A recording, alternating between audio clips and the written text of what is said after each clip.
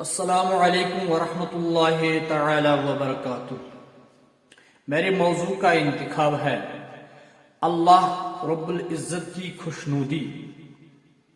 اللہ پاک قرآن حکیم میں فرماتا ہے وَمَا تُنْفِقُونَ إِلَّا ابْتِغَاءَ وَجْهِ اللَّهِ، سورۃ البقرہ۔ اللہ رب العزت فرماتے ہیں تم جو بھی کچھ خرچ کرتے ہو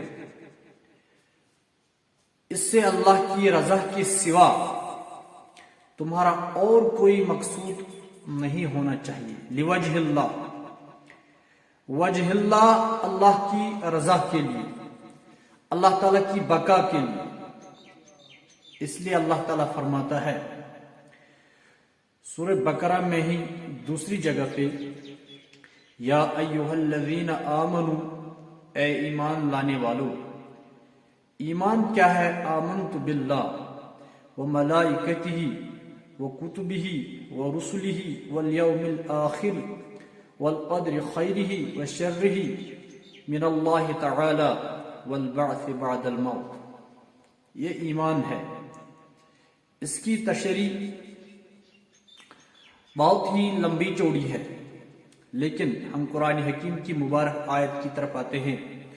اللہ تعالیٰ فرماتے یا ایھا الذین آمنوا، اے ایمان لانے والو جنہوں نے اللہ کی مبارک ذات، اللہ کے محبوب پیغمبر، اللہ رب العزت کی مبارک کتاب کو ایمان لایا ہے، لا تبطلوا صدقاتکم بالمن والاذی، اپنی خیرات کو، اپنی صدقات کو احسان جتا کر، اذیت دے کر اس شخص کی طرح ضائع نہ کر دو۔ یعنی کہ اگر ہم کسی کو 10 روپیہ، 100 روپیہ، 1000 روپیہ دیتے ہیں تو ہمیں لوجہ اللہ دینا چاہیے۔ ہمیں اسے کوئی امید نہیں رکھنی چاہیے کل کو یہ ہمارے کام آئے گا یا ہماری اس کے ساتھ امیدی وابستہ ہے، نہیں۔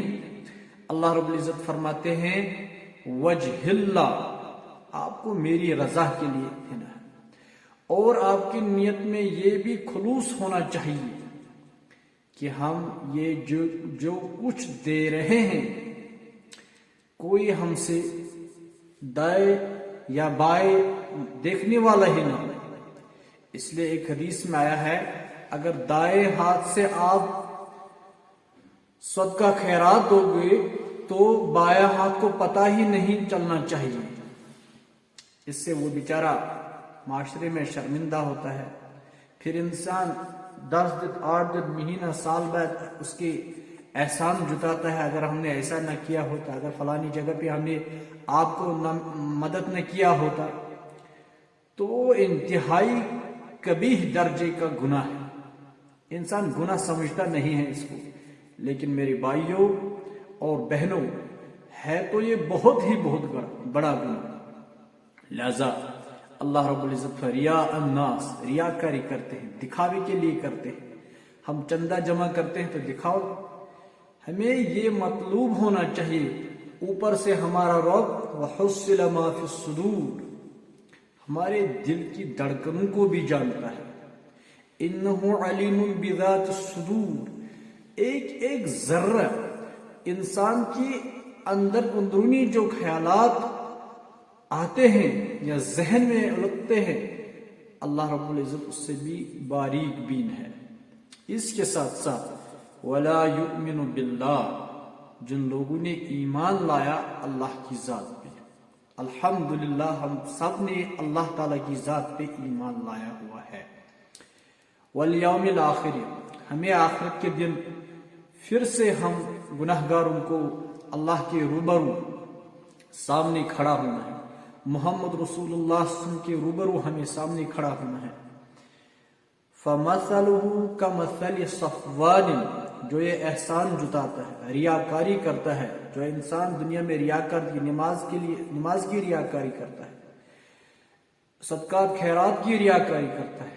اس لیے ایک اور حدیث میں فرمایا محمد رسول اللہ صلی اللہ تعالی علیہ وسلم نے، میرے امتیوں مجھے آپ کے متعلق یہ گمان ہے آپ شرک اصغر میں پھنس جاؤ گے، عرض کیا گیا رسول اللہ صلی اللہ تعالی علیہ وسلم وہ شرک اصغر کیا ہے؟ فرمایا آپ ریاکاری اور دکھاوے میں پھنس جاؤ گے۔ مجموعی طور امت کا حال یہی ہے، لہذا اس سے ہمیں بچنا چاہیے۔ اللہ تعالیٰ فرماتا ہے جو لوگ ریاکاری احسان جتاتے ہیں ان کی مثال ایسی ہے فَمَثَلُهُ كَمَثَلِ صَفْوَانٍ عَلَيْهِ تُرَابٌ فَأَصَابَهُ وَابِلٌ فَتَرَكَهُ صَلْدًا۔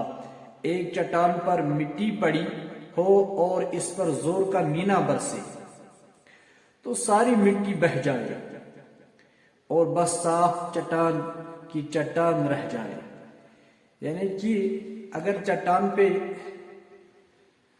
اوپر سے مٹی ہوگی، اس سے اوپر بارش تیز سے برسے تو وہ مٹی بالکل ادھر ادھر دھل جائے گی، چٹان خالی رہ جائے گا، بالکل کوڑا رہ جائے گا۔ مثال یہی ہے، اگر انسان نے کسی کی مدد کی ہے، کسی پسماند کی، کسی غریب لڑکی کی یا مسجد شریف کی مدد کی ہے، یا کسی کا ہاتھ بٹایا ہے، یا کسی کے سر پہ ہاتھ رکھا ہے، یا کسی کو تعلیم دی ہے، یا کسی کو اپنے الفاظ سے جیت لیا ہے، تو میرے بھائیوں پھر ہمیں یہ احسان اس کے سامنے جتانا نہیں چاہیے، ہم نے آپ کو ایسا ویسا کیا ہے۔ پھر یہ سب جس طرح وہ مینا تیز سے آتے مٹی کو اپنے ساتھ لیتا ہے، اسی طرح جب انسان احسان جتاتا ہے تو سب اس کے اعمال رائگان ہو جاتے ہیں۔ لہذا ہمیں اللہ تعالیٰ سے یہی دعا کرنی چاہیے، اللہ تعالیٰ ہمیں احسان جتانے سے، ریاکاری کرنے سے، شرک اصغر، شرک اکبر، ان جیسے گناہوں سے اللہ رب العزت میری اور آپ کی حفاظت فرمائے۔